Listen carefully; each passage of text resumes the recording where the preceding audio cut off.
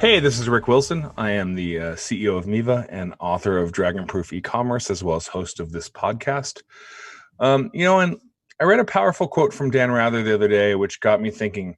He said, "Looking back over my life, I see times when the world took a path to becoming a better place, imperfect, uneven steps, but progressive nonetheless. Often this rallying for what was right occurred amidst darkness and strife. And I believe this is the moment. This is such a moment, or otherwise, this is the moment we are in. There are opportunities all around us, but it can be tough to see past the hardships that inspired them. So in business, we might call those hardships pain points. Something about a product, an experience, or a goal isn't working, which in turn inspires a new solution. As they say, necessity is the mother of innovation, but something better than what came before. That's the heart of the Dragonproof philosophy. Let the problem guide you to a new solution.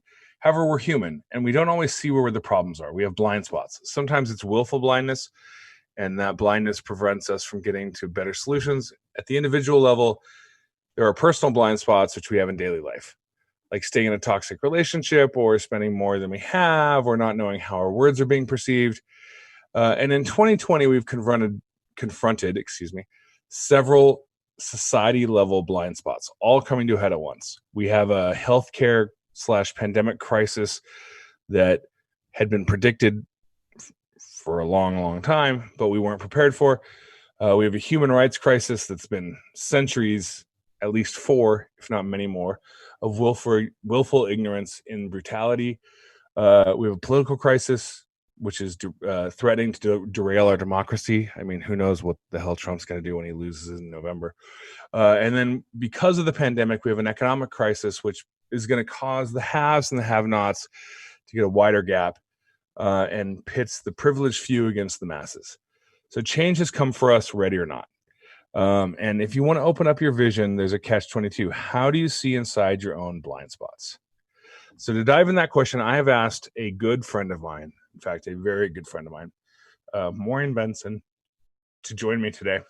Maureen is someone I greatly admire and have been very inspired by personally.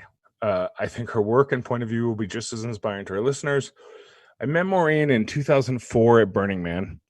And at the time, she was principal. Maureen's a white woman, since you can't see her. But Maureen's a white woman. And at the time, she was principal of an inner city black school, or I shouldn't say black school, an inner city school in Oakland, which I would assume was close to 100% people of color. And so with that, let's welcome Maureen. So why don't you describe who you are, your work, and your background, and why you're here? Sure. Thank you so much for having me. And it's really, I've never heard you describe me that way. So that was a moment. Thank you for that. I am a white woman, the daughter of a New York City police officer. And Staten Island, no less. You should Staten watch it. Island. Eh. You should watch The King of Staten Island, by the way. It's fantastic. It looks It's like I'm so going, it's so good. it looks like I'm going to be re-traumatized, but maybe it's worth it. Well, you will in the beginning, but it ends on a heart note. All right.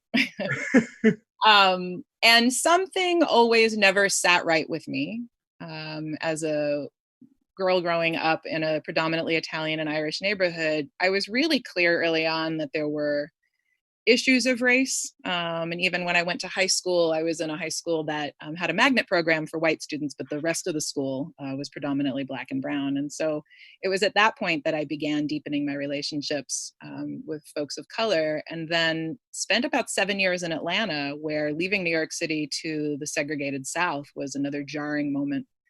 And so as I studied education, I really, really began to learn. I intended on being a lawyer, actually, but then I got really annoyed by the white frat bros that were in those pre-law programs. And so I turned to education and really began to study the massive disparities in educational opportunities, particularly by race and socioeconomic status. And so it galvanized me to teach. And then ultimately, when you and I met, I had co-founded a school in Oakland and as a high school principal, but left the school district after a while and really began to see that the ways in which we were imagining ending racism within the existing system was actually never going to end racism. And so I've been for the last 10 years working across the country, facilitating conversations about race, working as a chief operating officer, chief financial officer in large-scale organizations to help. And we're going to begin to get comfortable with this language in this podcast today to dismantle and transmute white supremacy in how we build our systems. So I'm really glad to be here today because you and I have been having conversations for many years around, I think, very much in the intellectual theoretical, right? Of Sure.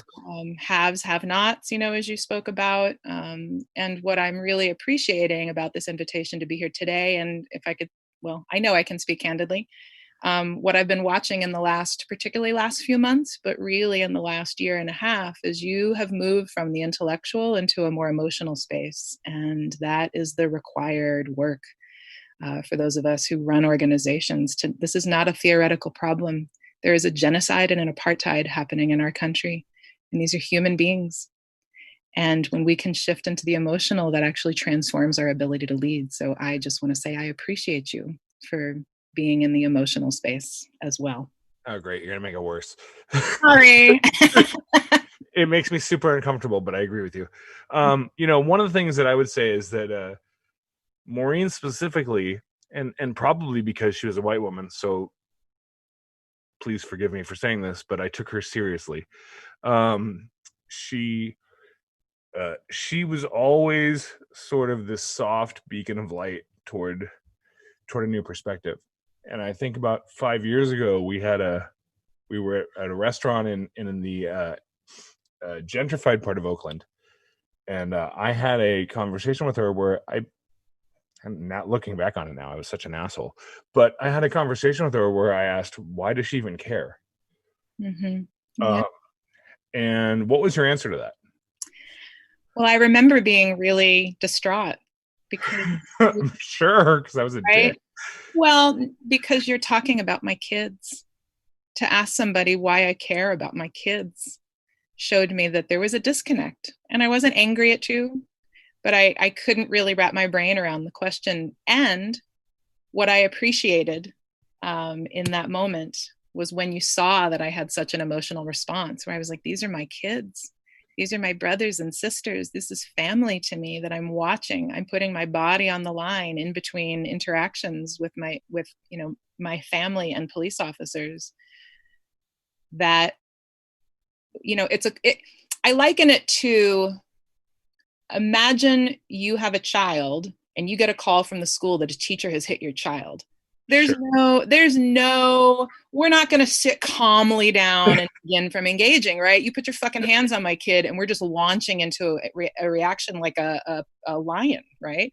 Yep. And so it showed me in that conversation, one, it was the first time I remember you saying like, whoa, that hit me in an emotional way. It was the first. It was literally the first time I'd ever even started to emotionally connect to this issue.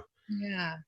And so I think that is the beginning of peeling back the tendrils of white supremacy, right? That white supremacy has us othered, right? And that the belief that we're talking about some beings that are different than us when we're talking about melanin, right? Like literally, that's it. And so I think that was I'm glad you're naming that conversation, because I think that in my experience of our relationship, that was a beginning for us. I could see it.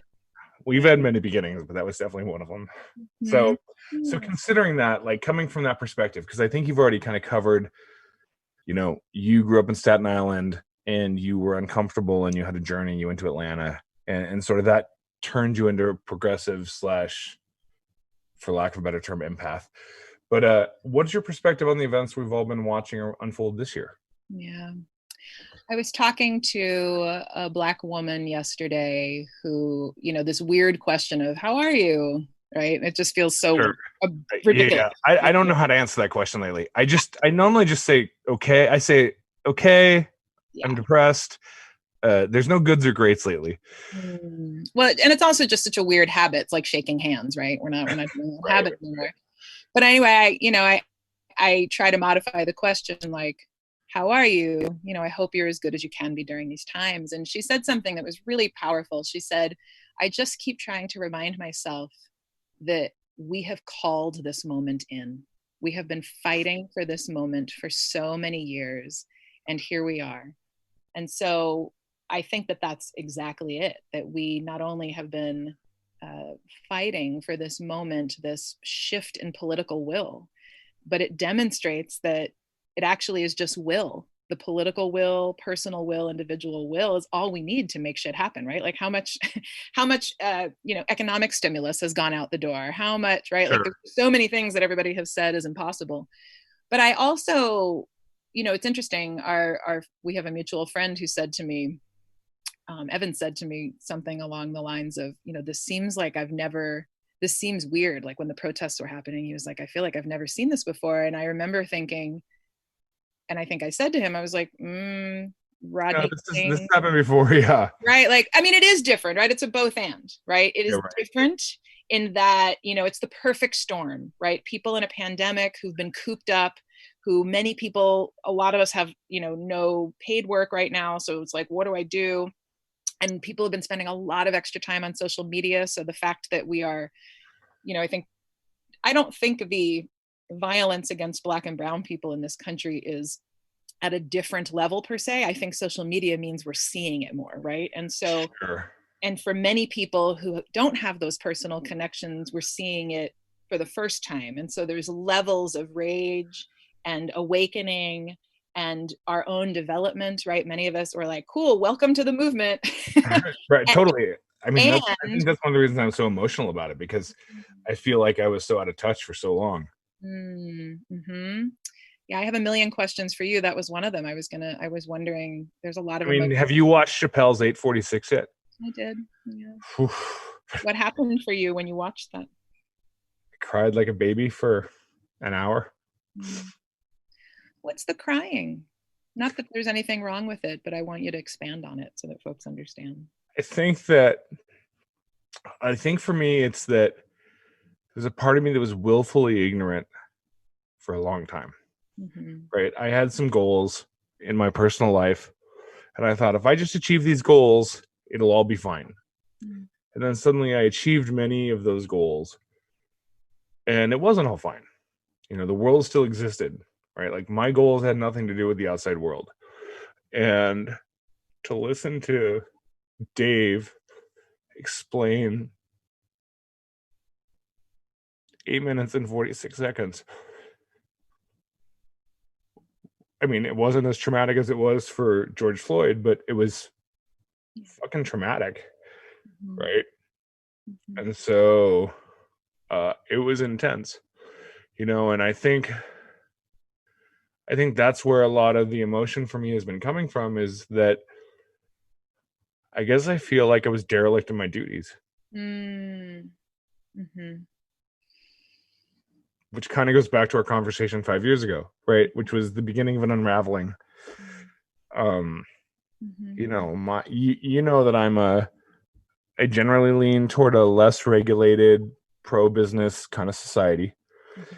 But I don't mean that about race or justice. I mean that because, if businesses are succeeding, then, a rising tide floats all boats. But what happens when you realize that the rising tide doesn't float all boats? And I think that's a challenging thing. And one of the things I want to talk about today, that's a challenging thing to handle as a business person. Yeah. Right? Like, I'm thankful we didn't have social media when I was a kid, because I said a lot of stupid ass shit. And I did a lot of by the way. Same. Right.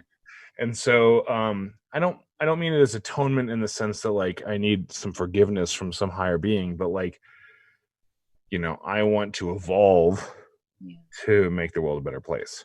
Right on. Well, I think I would offer a couple of framing tools for folks that are in an awakening, in whatever level of awakening that folks are in. So whether it's a personal awakening where, as you're calling it, derelict in your duties, or a professional awakening. And actually the first tool I would offer is they're not separate, right? Sure. Like you showing up here in this way and having the courage to be vulnerable about ways in which racism in your own belief system meant that you could hear me differently than you might be able to hear a person of color, right? Totally. Or the narrative of being derelict in your duties, so the second tool I would offer is that, and it's a tool. So I just want to say, I use it as a white person to navigate the waves of shame and guilt when I go through these awakenings, is that Yeah. I'm not doing anything wrong. I'm doing what I've been taught to do. The question is, who's it working for and who isn't working it for? And so getting rid of right and wrong and having conversations and creating my own personal moral compass, but also a collective, communal compass in an organization of, when we discover that we are doing these things, we have to have these conversations about what's working and not working and for whom they're working and not working for. Sure. So how could you have begun to do that if you're just living in the belief system that you've been taught? Oh, sure. I grew up in Orange County in the 70s and 80s. I was trained to be a Reagan Republican, Yeah. and there were some things about Reagan I liked. In hindsight, there's a lot of things about Reagan I don't like, but yeah, like that was what I was raised in. One of the questions I had for you was, I read so Maureen and I obviously have been friends for a long time, if you haven't picked it up yet, but I read a Facebook post she shared yesterday, and the first statement was about I think divestment, right? Mm-hmm. And so as a business owner, that one, the rest of them made sense to me. That one was challenging, right? Like, I'm not going to go sell my business and join the social justice movement, or at least not yet. But like, how does a business owner navigate that? Like, how does a business owner handle the fact that you have a business, you have employees, your job is to produce a profit, keep your employees employed, without necessarily selling everything and, like, becoming what do they call it, a social justice warrior? Mm-hmm. Mm-hmm. Well, first, I have a deep belief that we have to cite our sources. So I'm taking a moment to make sure I cite the source. So there is an amazing group called Community Ready Corps that has very specific principles that they operate by. And so they do call for a divestment, right? In addition to the other. So I just want to name them in their entirety, and then happy to talk about divestment. But they are, so Community Ready Corps works with white folks. They're a Black-led organization, and they have an allies and accomplices methodology. So I invite your listeners to tune into that. It's easily findable on the webs. But they have 5 methods of divestment and the weaponization of white power and privilege. And so when the other 4, education, organization, contribution, and intervention. And those, I think, as you just said, seem to, for many people, make a lot of sense. Like, oh, I've got this power. I have racial power. I have institutional power. Let me get organized. Let me contribute. Let me intervene, right? Like, can I intervene with a police officer in that moment? Sure. A cop is not going to mess with you, right, Rick, in the way Right. that, and I can educate myself. But divestment is really tricky for many people, because I think actually you and I had this conversation when I was with you last. So maybe that was last summer or fall. I think it was 4th of July last year. Okay. So it was, we were talking about redistribution of resource. And I remember I was actually going to revisit it with you. So why not today? You said that you were down for redistribution of resources, but as long as you were still at the top. Yeah, I'm not even sure my perspective on that's changed that much. Sure. I mean, now that doesn't mean I have to be at the top, but like, there's also like a competing theory of economics that all societies are pyramid shaped. Now you can flatten the pyramid, much like you can flatten the COVID curve. Mm-hmm. And so some people, if you have a free market, are going to, in various ways, earn their way to the top of that pyramid. Now, when I was younger, I thought people earn their way to the top of that pyramid. I think my perspective has shifted. Some people are inherited. Some people just get it through privilege. Some people get it through, having legacy at an Ivy League school. So those things, I have shifted my opinions on. But a totally flat economic society is not something, as an econ minor, I can really get my head around. Well, let me just pause you for a moment, because I think one of the ways, there's some really great work out there by a person named Tema Okun, who talks about white supremacy characteristics, work culture characteristics. Yeah. And one of the ways that white supremacy plays itself out, a couple of the ways, but one is this either or mentality. And so having a conversation around divestment which is redistribution and returning of stolen wealth, land, and resources, is not flattening the curve. It's not an either or. It's a conversation around when in these moments. So if I am running an organization that we can trace back to having gained a tremendous amount based on inherent privilege that is problematic. If land and resources, there's an opportunity to offer reparations to Indigenous folk, to Black folk, like what does that conversation look like? And that conversation, in and of itself doesn't have to be the end goal is X, Y, and Z. It's literally being in this moment and acknowledging, wow, what are the ways that we can engage in that? And so, if I'm running a business, I'm asking myself, where can we give direct contributions of money and other resources? What fundraising can we do?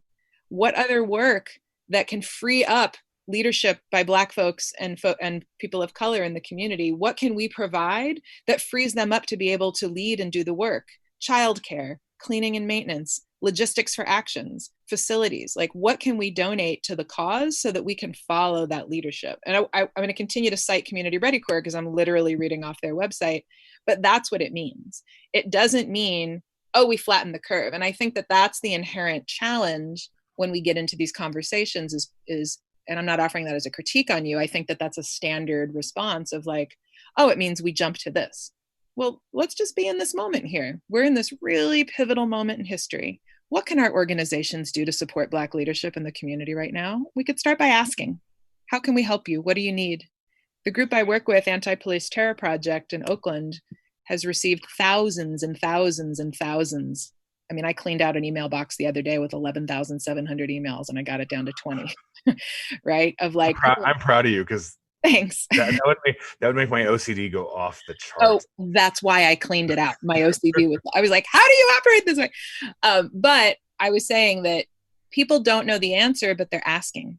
And it's a Black-led group. So I'm like, cool. Hey, they're offering this. Do we want this? TV stations are offering, cable network time to put messages out, offering of food. We work with families who are victims of police violence. So that's what divestment in and of itself means. It's a recognition that the wealth I hold, right, is built on stolen wealth, land, resources that I didn't fully earn. Totally. Yeah. And like, it's taken me, I guess, 47 years to start to accept that. But so how does, this was something that came up for us this week. So, we made a donation as a company to Black Girls Code, right? Because we want specifically to, we want STEM coding and education for people of color, especially women, because we have a diversity problem, which I've acknowledged before. Mm-hmm. And there's two problems with that. One is we haven't put plans in place to work on it. And then the other problem is that in the world we live in the tech world, right, hiring web developers and programmers, there is a lack of candidates from that pool of people. So it's sort of a two-edged sword. And I've been generally taking the stance that I speak about it personally. I talk about MIVA as a loose collection of people, and I will give you my opinion.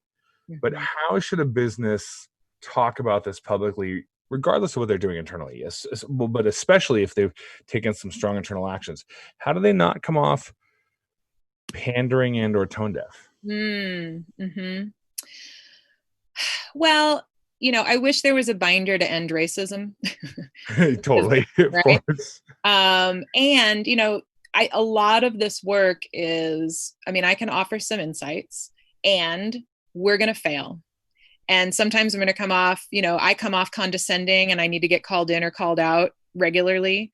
But the work, part of the work is showing up and making your statements and doing your best to be inclusive. And so I appreciate the mindfulness of how can we contribute to address the inequities in educational opportunities, particularly for Black women and non-Black women of color, particularly in the tech world. Code 2040, shout out to Code 2040. If you're not working with Code 2040, that's an amazing tech company. I don't know them, so I'll have to check them out. Yeah. Then there's the work of your institution, of the culture, right? So when you say I have a diversity problem, it's both your pipeline, but also, is my organization welcoming and not harmful to people of color, right? And Correct. that's its own many, many, many years of work. So that's one.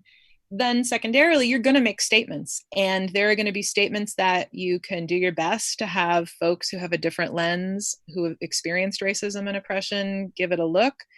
And sometimes it's going to land really well, and sometimes it's not. But I think that the third layer of work, in addition to the cultural work and the pipeline work, is how do I show up when I make a mistake? And I think there's a big fear of cancel culture, right? Where people are like, well, let me just not say anything because I'll just get dragged. But actually, the short answer is this: wow, I now see what I didn't see before. I'm sorry. You can count on me to do better. It's actually just that simple. It doesn't make it easy, but it's just that simple. And so when we do something that lands on our customers that's pandering or tone deaf, even despite our best intentions, we show up and we're accountable for the impact. Yeah, I can see that. I mean, I can tell you as a CEO, I fear cancel culture, right? So like, so there are times, not just with this particular set of issues, but there's certainly times that I have just stayed on the sidelines because best to not get dragged into it.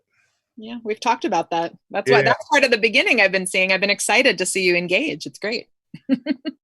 Well, and I think that's where, going back to your question earlier, what the emotion's about. I think that's part of the emotion, right? Like I'm still getting comfortable in this state of being, which is inherently uncomfortable for me. I mean, I think one of the reasons I sought to own a company and be CEO was, to prevent vulnerability.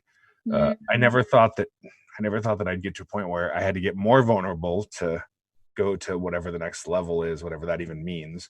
Yeah. So yeah, so why do you think corporate America has fought joining this conversation for so long? Yeah. I think you actually just illuminated it, right? Like what, we're talking about white supremacy, but I think it's important to say that white supremacy and patriarchy are interlinked so deeply that Yeah, when we look at how our systems are built, we have to look at the people who are building them. And then when we look at the people who are building them, we look at the cultural traits that are expected, right? And so the ways in which you as a white man are not allowed and frankly even punished for showing vulnerability means that that translates all the way down into the culture of your organization and into corporate America. And so it gets super deep when who's allowed to be emotional and who isn't, right? Like men are not, they're seen as weak.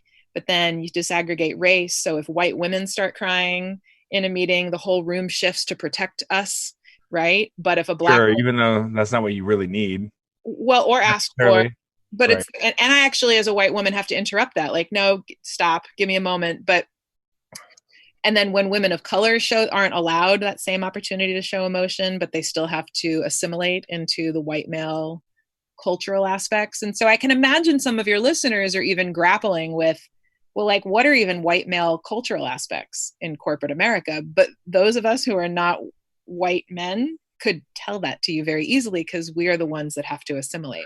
Sure, we're not always the best at listening though. But I mean, and so You better follow that with a quick but. but I mean, so one thing I've noticed on social media recently, and granted, my feed tends to, I have a background in Burning Man. I live in California. Like I kind of fall into, in fact, I'm usually the conservative one of the people I know, as far as that goes, not by current definitions of conservative by any stretch. But one thing I've noticed is that the recent BLM stuff has caused, it's caused a number of people who I'm surprised by who have come out in support, which makes me happy. Mm-hmm. Then it's caused another subgroup of people to take a harder tactic the other direction.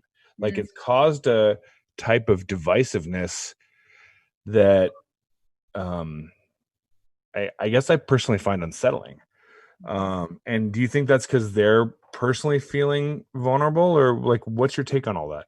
Well, I think it's, I mean, just to come back to your question a moment ago and connected to that is why have, corporations not gotten in this conversation is that I think, white supremacy culture and patriarchal culture has us assume we have to be in competition. And so then when Sure. we say, so I don't think BLM has caught, not that you said this, but I just want to clarify for listeners, Black Lives Matter has not caused divide in this country, right? It is actually already an existing divide that we're shining a light on. It is the way in which we as a society, in corporations, in the nonprofit culture, in educational institutions, have been taught debate means there's a right and a wrong, which is why I come back to get out of that right or wrong. It's what's working, Right. not working, and for whom, right? And so, it doesn't surprise me. I'm glad that the political will has like the NASCAR stuff is beautiful to Oh, me. isn't that amazing? It's incredible. I mean, and that's deep too, like that noose, who knows who put that noose there Right. with Bubba and blah, blah, blah and PR. But the fact that they have chosen to be on the right side of history is really beautiful. And I think there's going to be a ripple effect because that is a a very white Southern cultural phenomenon. Oh yeah, I mean to see that at Talladega is Well, and they need to see it, right? Like, I think that's the other thing is much like Black Girls Code will make sure that young Black women and women of color will see older Black women in technology, which will inspire them to see themselves in that way. I think yep. NASCAR is helping white Southerners who have been so resistant to begin to see like, oh, I could see myself in this movement. And so, I think the divide is the assumption that this is a competition. It's not a competition. And that people really resisting, as you've been as you, Rick, have been beginning to pull back on like, oh, why am I even resisting that? And when we get under that, it's fear, it's shame, it's guilt, it's looking bad, right? And actually, as you've pointed out, the excellent leaders are those that are willing to be vulnerable and transparent about our own. We're not exempt from learning. If I just because I'm your leader, you think I'm done learning? That Oh, doesn't of course. inspire anybody to follow my know-it-all ass, right? So I think that if folks who are doubling down right now, right, as look, I mean, how many breakups have we seen where the guy in the relationship just doubles down when he's called out? Like, there's a way in patriarchy that it's like, harumph, I'm just going to double down here.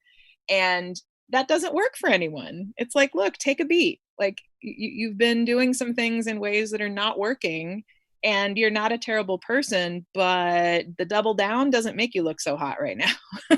No. I mean, and I will agree that it's partly a patriarchal problem, but I can also tell you from personal experience that goes both directions. But with that said, let's say you're a manager or staff at a company that's not dealing with these issues. Mm-hmm. What kind of steps can you take? Some practical small steps can you take to contribute to what's happening right now? Mm-hmm.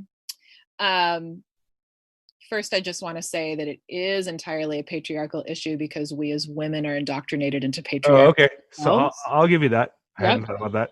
Mm-hmm. Okay, so ask me the first part of that question again. I heard the second part. So I just said, let's say you have a company that's not addressing these issues. They're Oh, just yep. staying quiet, right? And you're either a manager, an employee, or a staff member, whatever, and you want to take action. Yeah.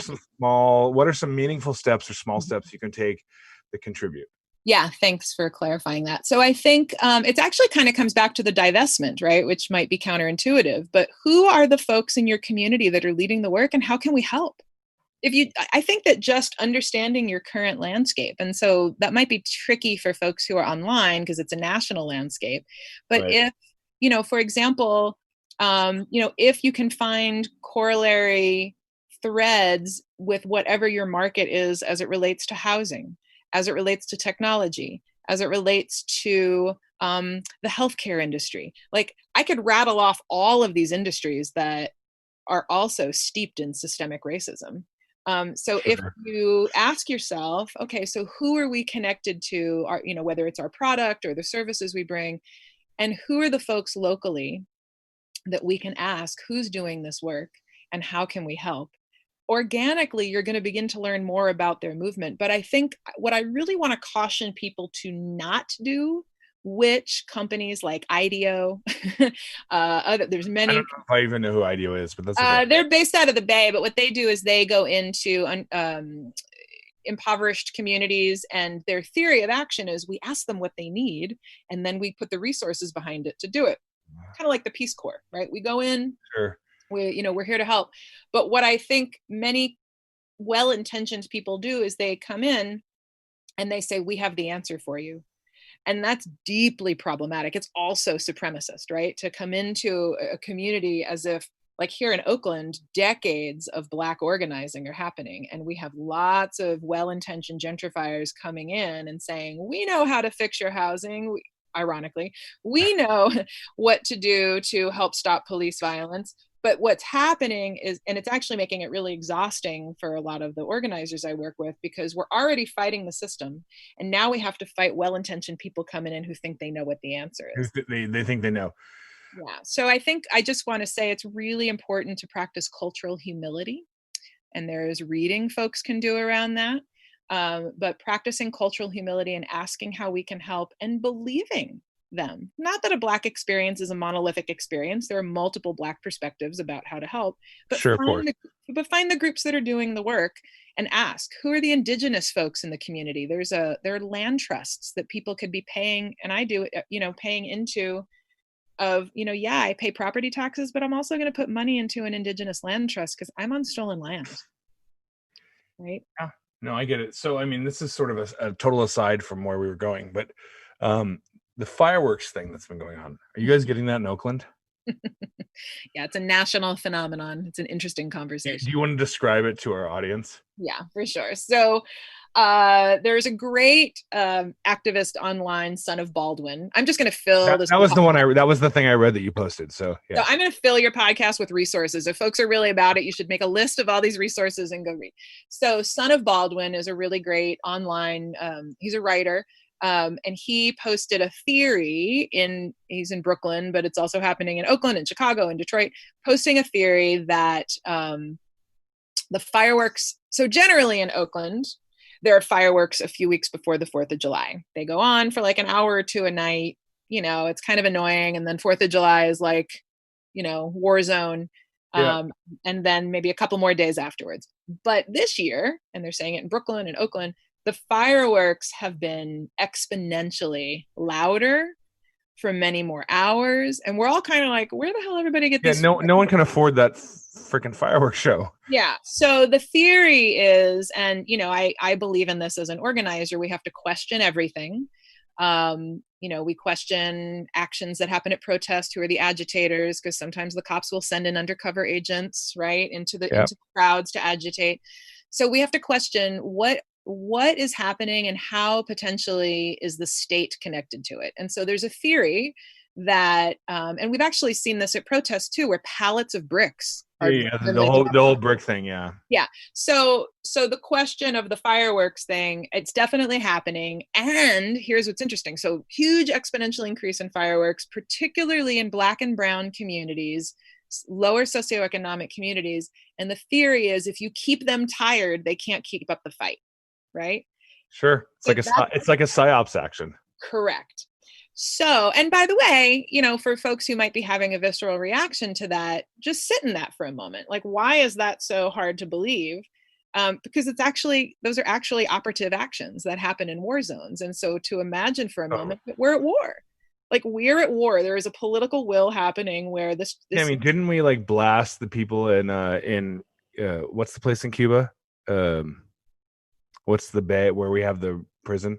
The Bay. Oh, in Guantanamo. Mm-hmm. Yeah, in Guantanamo. Didn't we just like blast them with like Metallica 24/7? It is actually an operative, right? And so, there's a theory going around that. But what's fascinating is within 48 hours of that theory going viral, it got quiet. Oh, for sure, because they don't want to get caught. Or, I mean, if you subscribe to that theory, it's interesting. Someone back channeled me when I posted that, another white woman, and she said, she was like, what's your take on that? Because someone else was basically like, that's a bunch of bullshit. People are just upset and they're doing extra fireworks. And I said, I have learned long ago that I don't need to get in the middle of Black folks' different opinions about what's happening. What I believe is I'm just going to question everything. And I think that all those things are possible. Sure. I don't have to pick a side. Yep. So sort of back to where we were heading. So, I mean, this is obviously a moment of great opportunity in a sense. Do you think this is a sea change moment? Like, do you think this is the chance for us to change? I think it's one of our chances to change, but I'm also really clear we're not going to see white supremacy and patriarchy topple in my lifetime. Well, But sure. I think it's a big pivot. I think, again, it's this perfect storm. We have this pandemic. We have another Black man and woman, by the way, let's lift up Breonna Taylor, murdered by police. That is very visible. We have voter suppression happening, Yeah, right? the Kentucky thing was crazy. That was bananas, and it still is bananas. We have a major election this year, which, I don't know, we need to go down the rabbit hole of that, but, people, we clearly, those of us have to pick Biden, and there's a lot of people unhappy about it, but right, like I think people are really tired. That's the choice. That's the choice. And it's a perfect storm. Now, what's also true is the question of how long will this last? How long will people be galvanized? And I think generally when we see this, even though it's a special upswell with the perfect storm of COVID, generally we see these upswells last for a few months, and then you can, like kind of organize people who are interested and build that movement. And like I said, we've got thousands of people who are like, how do I help? And that's its own special problem. I'm like, shit, how do I organize thousands of people suddenly? Right. But generally it kind of quiets down after a couple of months. But I think this November election is going to keep this wave going. I mean, people are activated. Well, sure. I mean, and then that's a rabbit hole that we can do on another podcast. But I mean, sure. If he happens to lose by a large margin and refuses to give up power, I'm unclear what happens at that point. Yeah, but to answer your question about whether we have, this is a change moment, this is the time for all of these businesses to be asking how they can help locally. Yep. This is the time for individuals to be doing our personal work, right? So if I'm white and I am newly awakening, there's a lot of reading, there's a lot of groups, there's a lot of videos I should be watching. I should be practicing cultural humility because we got to be in it for the long game. This is not just a quick blip. And sure, you don't undo 400 plus years of history in 2 months or 3 months. I mean, speaking of that though, and this is something we've already kind of covered, at least about me personally, how do you move past the pain, right? So suddenly I found myself in pain,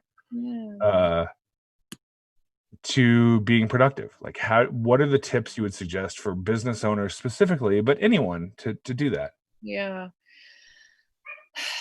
Well, and I want to just be clear, I'm not trying to pitch a class that my colleague and I offer, but my dear sister, Deidre, and I have been designing a course called Cultivating Intersectional Leadership for the last 2 years.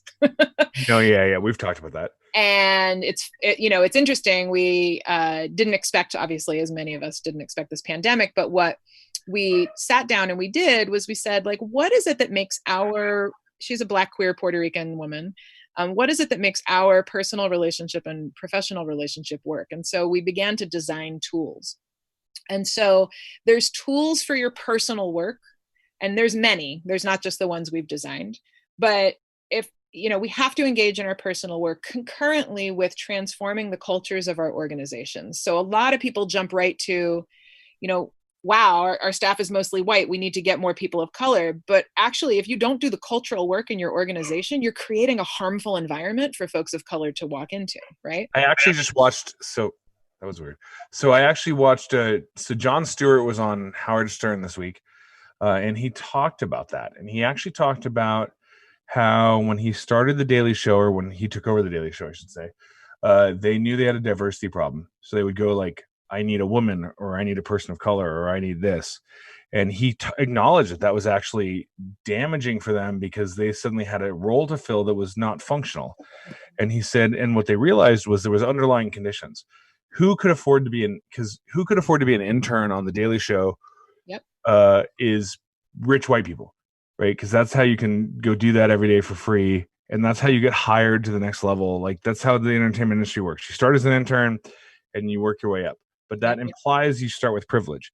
So he said their first change, and he said it was a glacial, slow-moving change that took 16 years before handed over to Trevor Noah. But he said it was they started by paying their interns. If you could pay the interns, and then they could be they could afford to live, Mhm. then you go from this small narrow selection of very wealthy white, usually men, but Mhm. small narrow group of people to a very large group of people, and then you suddenly increase the talent pool. And it was a very interesting conversation. I mean, Jon Stewart's obviously a genius on a lot of levels, Sure. but for him to see it as a systemic issue, not versus a check a box issue, That's was right. impressive. Yeah. And I think, I mean, John obviously had to go through a lot of personal, your question about moving beyond the pain to productivity. John didn't just sit there and mark off a bunch of systemic boxes. John has gone through, you can hear how he talks about his own responsibility, and he's like very balanced in that. There's an intellectual and a moral and an emotional way in which he speaks to this. So I guess I just want to say, there is, of course, the desire to jump to productivity. And that's important. But if we don't go through our own personal healing before we jump to productivity and while we're engaged in what productivity looks like, we're actually doomed to repeat many of the same things. So, Yeah. I regularly get frozen with guilt or shame. And what I have to remind myself is this isn't about me. I'm undoing brainwashing. And Well, so, you've told me before, you've gotten up on stage in front of many, many people, usually people of color, and mhm, just opened with, "I'm a racist." mhm. And I have often thought, fuck, I don't know if I could do that. Yeah, yeah. Except you're doing a little bit of that today, right? And the work of acknowledging I've been brainwashed to be a racist is actually when we can get past the guilt and the shame and the fear or the meaning making about me as a person. Like I'm a human being that's just been taught to think this way. Sure. The responsibility I have is once I'm aware that I've been taught to think this way, to have the courage and the will to lean into, wow, I have unbrainwashing to do. So that's healing.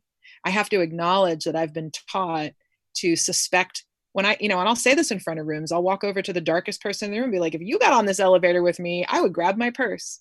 And that's fucked up. I've been trained to do that. That's not who I'm committed to being as a human being. Right. And I'm committed to showing up in ways of, and I still, but it doesn't mean I don't still do it, Rick. Sure, of When course. I'm on elevators, I still have a moment where I'm like, but I ask myself, whoa, let me sit in that discomfort. I don't imagine that I've gotten to some plateau of my own learning that I'm exempt. Some Shangri-La of enlightenment. Yeah, I mean that in and of itself is its own version of supremacy, right? Like, well, I read White Fragility, everybody. I know my triggers. I'm good. Like, no. So one, I actually think Robin DiAngelo's work on white fragility is really great, and I'll send you. I've taken her work and kind of put it into a little bit. You should read the whole book, and for folks to know what are the ways if I'm white that I get triggered. We're not conditioned to have conversations about race. And so if I know that for me, my throat closes, like I could tell you off the cuff, my throat closes up, I get confused, and I feel like frozen, right? And Yep. so if I know that that's happening, I don't move to productivity. I sit in that and I practice introspection. And I practice what Deidre and I call intersectional inquiry. What are the ways my privileges are showing up here? And as a woman, and all of us have our own forms of oppression, just because I can acknowledge that I have privilege and people perceive me differently doesn't mean I don't have my own hardships, right? That's another Right. not Well, either or. you and I have had that conversation for a long time, right? Because I used to start with, "Hey, this is all BS," because I had hardships. Yes, That was right. my original space. That's right. And so there's a pain in that, right? There's acknowledging, of course, we've had our hardships. And wow, I have some privileges that I feel a kind of way about. And so I know that the work often calls us to move into productivity, but I guess I'm just saying sit in the pain. It's okay to sit in the pain and to know that you're not a bad person because you've been brainwashed. It's like coming out of a cult, right? Like, wouldn't you grant yourself some grace to heal if you were coming out of a cult? Yeah, if I escaped Jonestown. Totally. I mean, Right? so that kind of leads to where I was heading next, which is, I Mhm. mean, do you believe that being emotionally vulnerable and honest is leadership? Are they tied together? It's critical leadership. It's critical leadership. I'll tell you, this is what we call our 6 skills. So we're introspective, we are self-aware, we are transparent, we practice intersectional inquiry, which I'll come back to in a moment. We practice vulnerability. And at the end of all of that, we create collectivism over individualism, right? And so intersectional inquiry means I acknowledge that there are privileges I hold.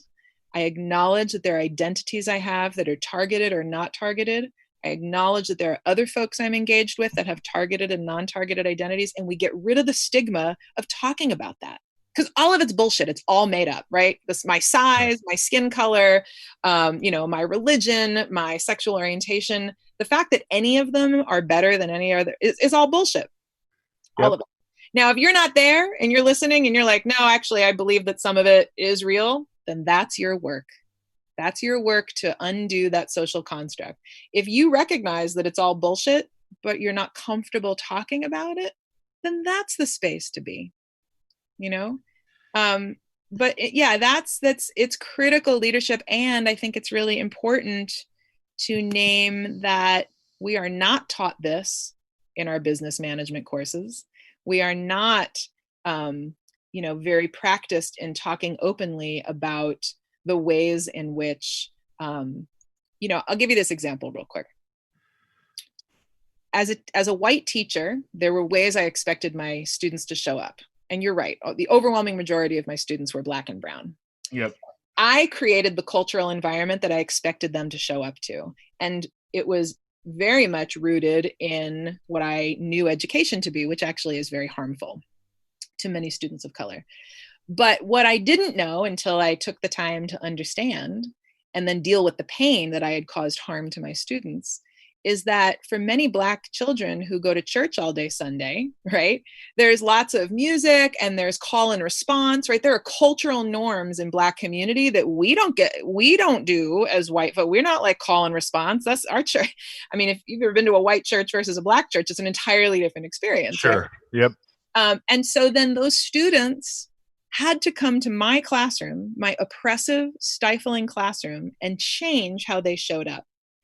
And so I say all that to say that we, particularly as white leaders or leaders who are steeped in whiteness as culture, have some of our own inquiry into the ways in which what we think culture should be, that there's an examination in the should, because there's many other cultures that operate very differently. By the way, in a collectivist model is more like a flat circle, but I know that that's tough to wrap your brain, not a flat circle, but like a flat line of economics and right, like that's a very different way of being. And so I guess I just said all that to say, like, what is it like to reimagine leadership in these times, to imagine that the ways we've been taught to be leaders and to begin intersectional inquiry into that, to imagine different ways of being leaders, means we focus on relationship, right? And it means we focus on that over productivity.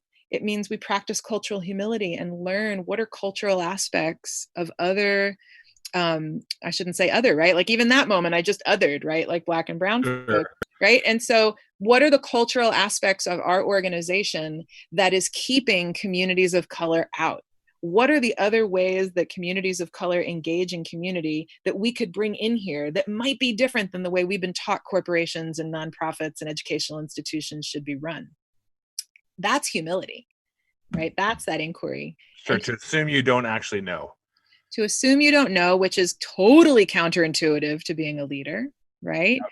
And it's probably really upsetting. Like, oh shit, I'm in charge and I don't know. Who's going to follow me? Yeah, that's actually, I mean, ever since I took over as CEO, that's been a hard challenge for me. I mean, not just about these issues, but on everything. Like the big learning I've taken as CEO of Miva is, no offense, but I don't know shit, right? Like I know I feel like I'm a good leader. I'm a compassionate person. I can make strong judgments most of the time. Yeah. But I don't know. So, we're going to start wrapping up here and I have a couple more questions for you, but what else do you want to ask me? Thank you for that space. I appreciate it. I find myself wondering, I asked you a little bit more around what the tears were earlier. What is it that you're afraid of as you are going through your awakening? And for the listeners, you should know he just rolled his eyes at me. I don't know if we have enough time for that question, but Right. I think mostly I'm afraid of being wrong. I'm afraid of being vulnerable. So it's the right, wrong thing. It's the vulnerable thing, even though I actually intuitively, like the things we've already been talking about, I intuitively know letting go of right and wrong, being willing to be vulnerable. Those are all the choices that help not just me, but my whole organization. And then therefore, to the extent that we have impact on society, extend that impact into society. But, it's frightening. I mean, and some of it goes back to everything from childhood trauma to not want to, it goes back to all sorts of things. But like, it's scary. And Mm-hmm. as a 6'6", 290-pound white man, I'm not used to living in a world of being scared. I've never been scared by a police officer pulling me over. Mm-hmm. I generally live in a world where I feel like I can kind of do whatever I want. And I don't mean that like I'm not Trump style. I don't think I'm going to go down Fifth Avenue and shoot somebody, but like I feel like I can do whatever I want. And so the world where suddenly I have to be willing to be vulnerable and scared brings up intense emotions for me that are tied back to all sorts of societal history, personal history, all that stuff. And I think that's my personal work. I mean, so that's the one of the reasons I've been doing the podcast weekly. Yeah. And I routinely, I mean, today has been a little more, but I routinely like get either to the edge of tears or into a little bit of tears. Is, how else am I going to get through it? Like, just get on the mic and speak and be honest and see what happens. Mm-hmm. Yeah, I think that's really courageous and it's important. And I think I appreciate you naming that, that is your work, right? There is, and I don't say that in a judgmental way. I think that it's important for listeners to know, as I said earlier, there's a lot of personal work and we can't pretend like we've got it all together when we don't. And there's no shame in that it's, like I said, I mean, if you would have the compassion you would have for folks that leave the cult, have the compassion you would have for folks who've been in captivity. You're learning that you have actually not been as free as you thought you've been. Oh, totally. Absolutely. Right? So the other question I have is, as you're digging into the ways you hold privilege and you asked me about divestment and I explained what CRC means by divestment. Where are the areas that your brain wanders when you think about, wow, well, I've been holding all this privilege and other communities have not? What does a reckoning, for lack of a better word, begin to look like? I actually don't know if I know the answer to that, because I was talking to an advisor, I don't know, a month ago, and we talked about the idea that it's good to be the king, right? And so so the current world I live in, I'm not absolute king, but I'm mostly the king. Yeah. And so, and the idea of giving up my kingship scares the living crap out of me, right? So I think divestment that's probably where the work starts, is thinking about that idea, because I kind of get again, going back to, I kind of get to do what I want most of the time. Sure. Not completely. I'm not devoid of physics or other complications, but being in charge is better than not being in charge. And I think that's or at least that's my historical perspective. I may change that next time we talk on a podcast. But as you become closer to collectivism. Yeah, I mean, that's we could do another hour on individualism versus collectivism, because but yeah, like I think I think for me, divestment is willingness to focus the resources of my company on things that help society versus things that just help sales. I guess that's the first place I'd start. That's and great. We'll see what goes. We'll see what comes second. Yeah, and like remember, I mean, so that you even just named, there's this fear, right, of like, oh, giving up my kingdom or giving up my resources, but like the question of where does that fear come from, and that's the either or. It's like, oh, if you do that, it's all or nothing, and that's bullshit. It's not all or nothing. These conversations and this movement is way more nuanced than that. Number one, and number two. And again, that's not a critique of you. I just want to unpack the brainwashing right now for our listeners. Like, it is not all or nothing. And number two, what's also true is that you could give away a ton of resource. My consulting model is 50% pro bono work. And I did that because as a white woman, I know I am believed more and I can charge more. And that eventually felt right, but I had to reckon with, well, that doesn't feel fair. I'm right. Like, why would I? And so beginning the conversation of what is fair versus what is equity.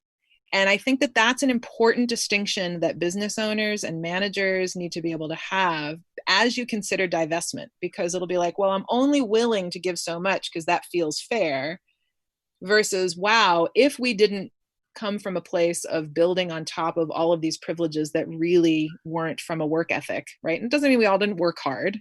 Sure. If these privileges weren't coming from a work ethic, or at the end of the day, I know my neighbors for generations have been denied access to real estate, their bodies have come from stolen land, once we changed, the issues around slavery, we then moved into Jim Crow. And now when we look at if your readers have not read the new Jim Crow by Michelle Alexander, it's a must read, because it will give you a sense of the ways that our society has continued to steal bodies and labor overwhelmingly in our quote unquote judicial system.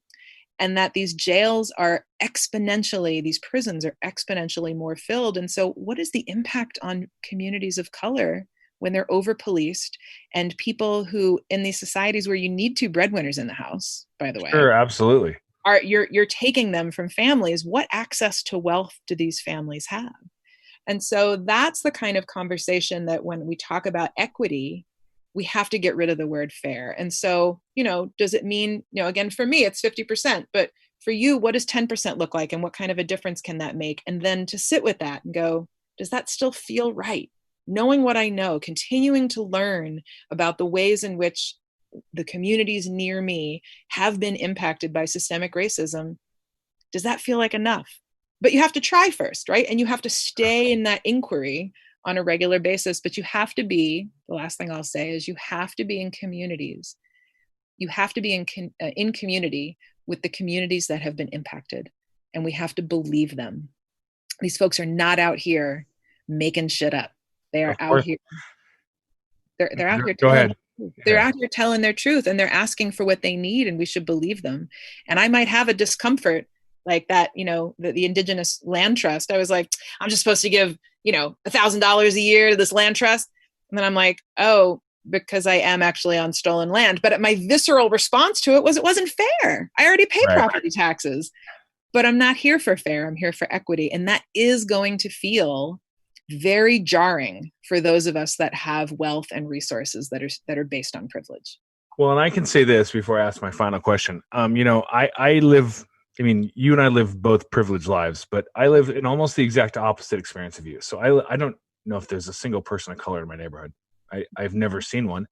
I live in a very wealthy white neighborhood up on a hill, like something out of a cliche, in San Diego. And, it's almost the opposite, right? Because I also don't like talking to my neighbors, so I don't go polling them. But my guess is it would take a lot of courage for me, if I was talking to them, to stand up for these ideals in a world where I would guess most people in the surrounding square mile think they've quote unquote earned it. And we've earned it in some ways, or some of us have, right? But I don't think they've, my guess is many of them haven't fully accepted that.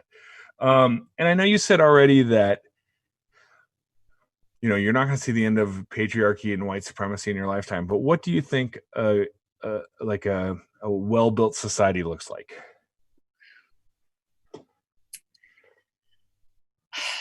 That's an amazing question.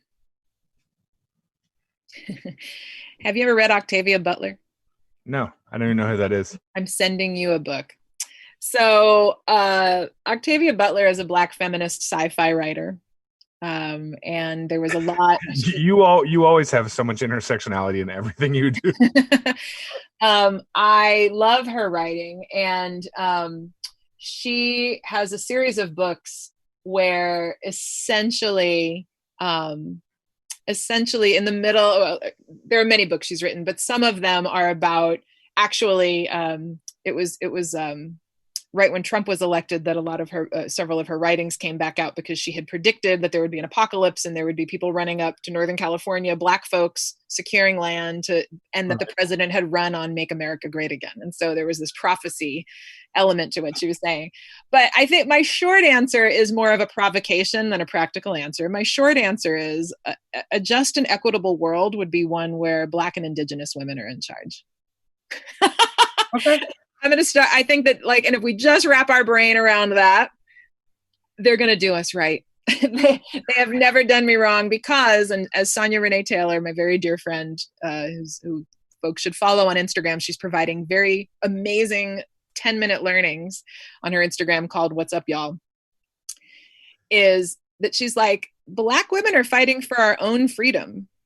And that folks who are coming along with that, we're not fighting for other folks, but it happens to work out that Black women. Right. Everyone gets the benefit they're fighting for. Everybody wins. So you might want to just jump on that train. So I would start with that, right? What would it look like? I was at Esalen teaching a course a couple of years ago, which is a predominantly wealthy, white, I know Esalen. Spa, hippie treatment center. And I was like, I got asked a similar question, what would Esalen look like if we were really equitable? And I was like, it would be a space that was safe for Black, disabled, trans women to come and have their workshops here. And it would be free and y'all would pay for it. And, that fucked up the room. But but that's my standard answer to the question, is start from imagining the most marginalized people are in charge and just sit with the discomfort of that, because that's a good beginning for your learning. So, a couple things. One is, if you would be willing to email us a copy of all the resources you've referenced, we'd love to put it in the podcast notes. Sure. Because we want to share that info. And I think, we all want to have a healthy relationship with customers, peers, the world. We don't always know what that looks like. But I think the point of today's podcast is that it starts with your own journey, right? It starts with the self, right? If you don't do your own work, there's no path to getting there. Any thoughts on that statement? I think that's the beginning. Our course, Cultivating Intersectional Leadership, is actually 3 courses. And the first one is the personal. And the second one is interpersonal. So I can't show up to relationship in a good way until I've done my own work. And then the third one is interdependency. How do we create a community that can do this? And then the problem is, once we get to a hit, we're interdependent. We've created this vibe and community like John Stewart talked about. Great. But guess what? Then another thing happens. And where do you have to go? Back to self. Yeah, it's definitely an infinity circle at some level. Well, you told me one time, stay on the roller coaster. And I follow that advice very I will say that back to you. Stay on the roller coaster. You told me something at Burning Man that I'm not going to repeat here, but I will keep following that advice too. So I want to thank you very much for being one of my best friends, being on the podcast today. So before I finally wrap it up, I just want to give you a chance to say goodbye and thank you, Maureen. Oh, I love you so much. And I am so grateful. It was I cried after you texted me and asked me to be on this podcast, because it tells me so much about your courage and your willingness to, this is the work, this moment here, even in not having the answers, it is the work to begin to have the courage to acknowledge that there's a lot you don't know, and that you're beginning to learn that there's a lot you now know you don't know. But I feel so honored that you would continue to engage with me after all these years. I just want to say, as someone who has been in a lot of dismay over the slow incremental change that's been happening, you have brought me so much joy in the last week that you have shifted in this way. So thank you for inspiring me to keep going. If any of you ever heard that Casey Kasem clip that was leaked about switching from the death dedication to an up-tempo comment, that's kind of how I feel right now. So with that, thank you guys for listening to the the Dragonproof e-commerce podcast. You can find us on all of your favorite podcast platforms. And please, as I say every week, leave us a review. I will talk to you all soon.